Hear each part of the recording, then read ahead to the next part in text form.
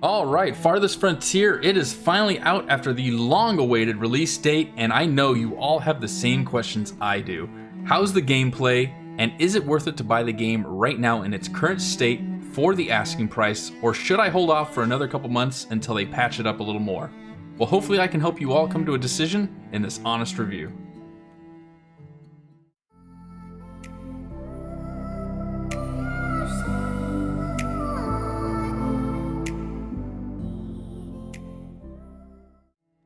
So to start things off, let's answer the basic question that some of you might have. What is Farthest Frontier and what kind of game is it?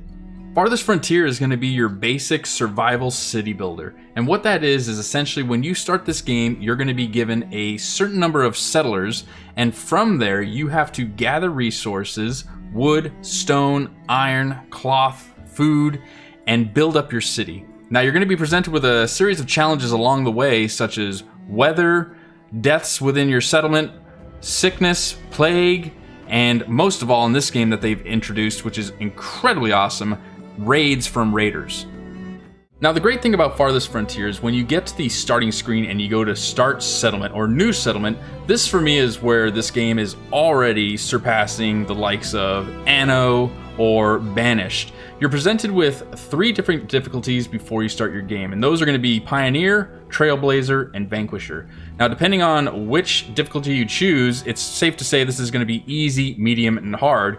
You're going to be presented with different difficulties. Obviously if you choose easy, you're going to get more starting resources, more hunting, wildlife, more animals available for such things, and hostile forces and healthcare you don't really have to worry about. Now as you go up, if you go into Vanquisher, your starting resources are going to be minimal just to get you kind of started. Hunting is going to be a whole other thing. There's not going to be too many animals for you to actually go around and hunt, and you better believe that you are going to be hunted down by raiders and hostile forces much more frequently, so you better get prepared early in the game. In terms of map size, it's going to be your standard survival city builder. You get a choice from small, medium, and large. Now for those of you that are brand new to this style of game, I would recommend starting on small only because it'll allow you to kind of get attuned to what this game is about and get used to building things and how you want to go about it. And then when you get more comfortable with how things are run in this game, you can certainly up the size of the map for your next game. Now the really cool thing about this game is you actually get to choose the type of terrain that you want. You have a selection from lowland lakes, arid highlands, plains, and alpine valleys. And each of these map types present its own type of challenges. If you were to choose, for example, lowland lakes, that's going to be kind of an easy way to go. You have plenty of water, there's food, there's resources, and wood is of course plentiful. Now as you go into different areas, plains, alpine valleys, arid highlands, you're going to be presented with more challenges.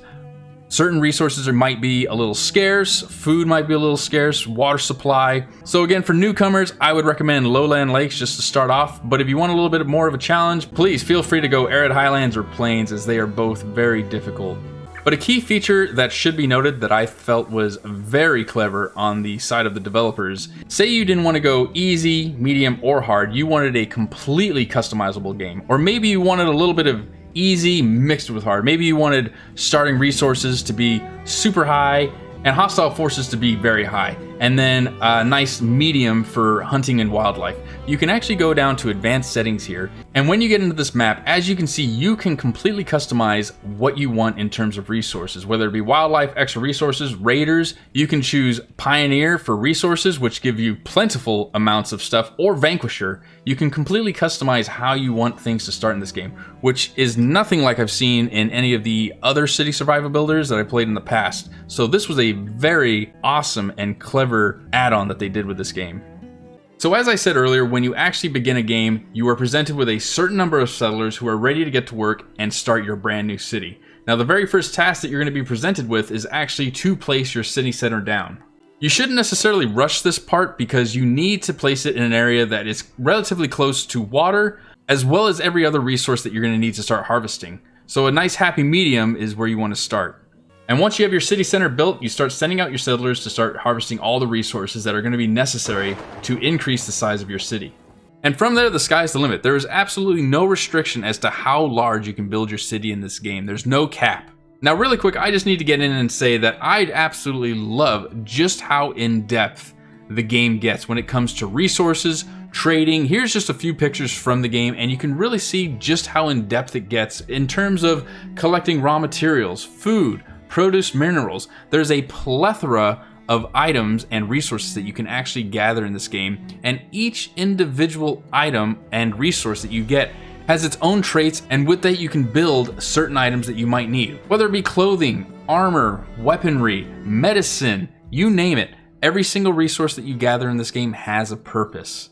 It's safe to say that anybody out there who's looking at this game, if you like having in-depth windows regarding your resources, trading, what you're going to do with said resources, percentage values, this is the game for you, because the developers really did decide to go very in-depth with just what you have and what you can do with these resources, which is a nice change from past games, again, such as Anno or Banished. So in closing, I didn't want to provide you guys with too much information regarding this game, because for those of you who are actually interested in purchasing the game, I want to keep it a bit of a surprise for you. But I do have to say that this has been a great addition to the city builder / survival genre. Now, for the asking price of $30, I have to be honest, that's the perfect price tag for this game. I've had enough fun and enjoyment playing it for the few hours that I have that I would happily pay $30 any day for this game. Now, in regards to whether this game is for you or not, if you're the gamer that's coming in here looking for a easy city builder / easy survival, I gotta say this game probably isn't for you. I feel this game is catered more towards the veterans who have played a fair number of city builder / survival games in the past. But in the end, do I recommend this game to you, the people out there who are looking for a new city builder / survival genre? Absolutely, 100%. For the $30 price tag, you are going to get more than your money's worth. This game is going to keep you on your feet as you have to constantly run around managing every little settler / townsperson to make your city happy. As I've said earlier, this has been a very nice addition to the city builder / survival genre. And being that it's in early access, I really can't wait to see just what the developers have in store to bring out in the coming months.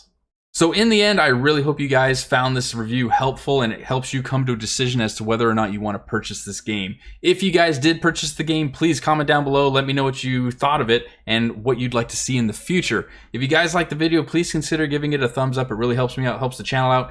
And if you want to see more reviews and more videos coming out on this channel, please consider subscribing.